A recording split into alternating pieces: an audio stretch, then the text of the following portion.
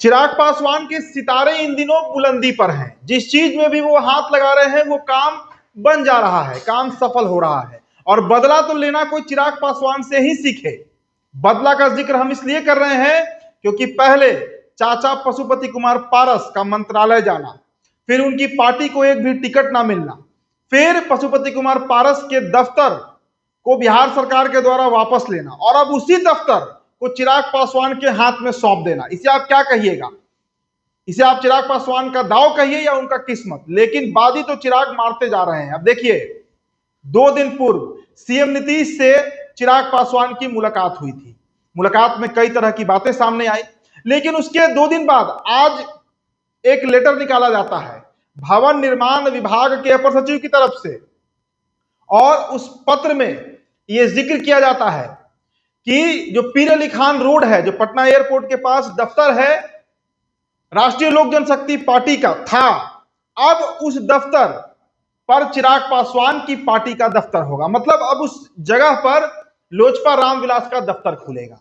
और इसके बाद लोजपा रामविलास के कार्यकर्ताओं में काफी खुशी देखने को मिल रही है। देखिए, यह किसी से छिपा नहीं है कि बिहार में पशुपति कुमार पारस और चिराग पासवान चाचा भतीजे होने के बावजूद जो अदावत है दोनों में, उसकी एक लंबी कहानी बीते 4 सालों में लिखी गई है।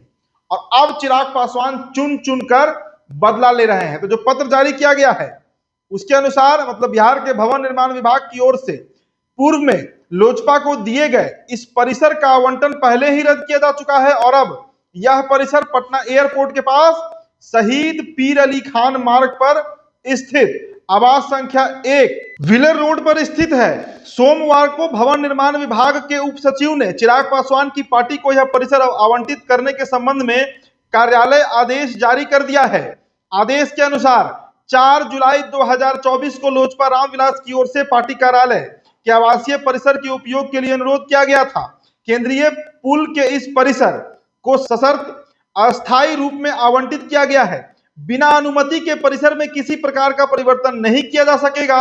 वहीं राजनीतिक पार्टियों की ओर से कार्यालय के लिए आवासीय भवन का मानक जो होगा, यानी मानक किराया, उससे 10 गुना किराया भुगतान करना होगा। तो देखिए, कुल मिलाजुलाकर अब उस कैंपस में चिराग पासवान की पार्टी का झंडा दिखेगा। और आपको बताएं कि साल 2020 के विधानसभा चुनाव के बाद से ही पशुपति कुमार पारस का तेवर जो है वो बदल गया था। जब रामविलास पासवान का निधन हुआ, पार्टी टूट गई, 5 सांसदों को लेकर पशुपति कुमार अलग हो गए और केंद्र में मंत्री भी बन गए। चिराग अलग थलग पड़ गए थे। बावजूद इसके चिराग पासवान ने संघर्ष किया और जब 2024 का लोकसभा चुनाव आया तो बीजेपी ने चिराग पर ही भरोसा जताया और वो भरोसा सही भी ठहरा। चिराग 5 सीटों पर लड़े, मतलब उनके पार्टी 5 सीटों पर लड़ी और 5 पर जीत भी गए। इसके बाद बीजेपी उन पर काफी मेहरबान दिख रही है। और अब तो नीतीश कुमार, क्योंकि बिहार सरकार का यह फैसला है, भवन निर्माण विभाग का यह फैसला है, तो अब नीतीश कुमार भी चिराग पासवान पर उतने ही मेहरबान दिख रहे हैं। तो कुल मिलाजुलाकर जो गणित है वो चिराग पासवान के पक्ष में होते हुए दिख रहा है। फिलहाल इस खबर में इतना ही। मेरा नाम उदित तारण है। बहुत बहुत शुक्रिया।